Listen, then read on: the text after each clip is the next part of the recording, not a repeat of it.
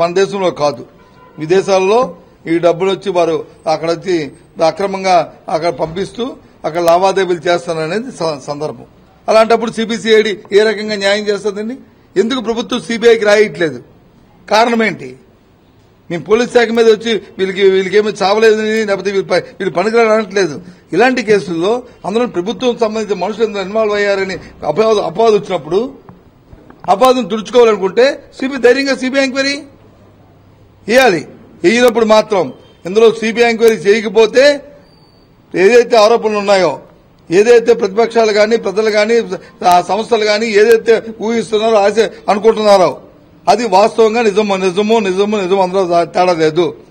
నిజంగా ధైర్యంగా ఉంటే తెలుగుదేశం పార్టీ మంత్రులు ఇందులో లేకపోతే, తెలుగుదేశం పార్టీ సంబంధించిన తాబేదారులు ఇందులో లేకపోతే, ముఖ్యమంత్రి స్థాయిలో అధికారిక స్థాయిలో వారికి సంబంధించిన తాబేదారులు లేకపోతే సిబిఐ ఎంక్వైరీ చేయాలి. లేనప్పుడు మాత్రం ఇది పూర్తిగా కూడా వారి కనుసంధానంలో జరుగుతుంది.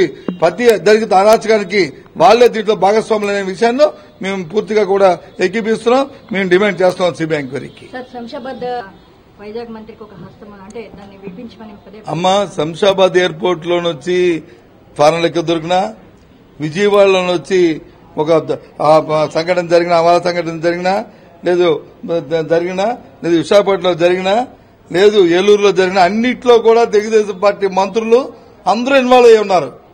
అందుకే అది చెప్తున్నాం. మేము సాక్షాత్తు ప్రభుత్వమే దాన్ని ప్రోత్సహిస్తున్నప్పుడు, ముఖ్యమంత్రి స్థాయిలో నాయకుడే ప్రోత్సహిస్తున్నప్పుడు, ఇందాక చెప్పాను సబ్ ఇన్స్పెక్టర్ వచ్చి తీసుకొచ్చి ఇంట్లో బంధిస్తున్నప్పుడు ఇంకెక్కడుంది ఇక్కడ ప్రజాస్వామ్యం?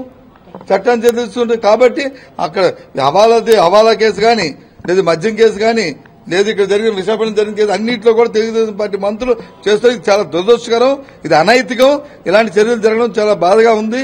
దీని మీద పూర్తిగా సమగ్రమైన విచారణ జరగాలని మా డిమాండ్. గైడ్ లైన్స్ తీసుకోండి బాబు, గైడ్ లైన్స్ తీసుకోవడం కాదు.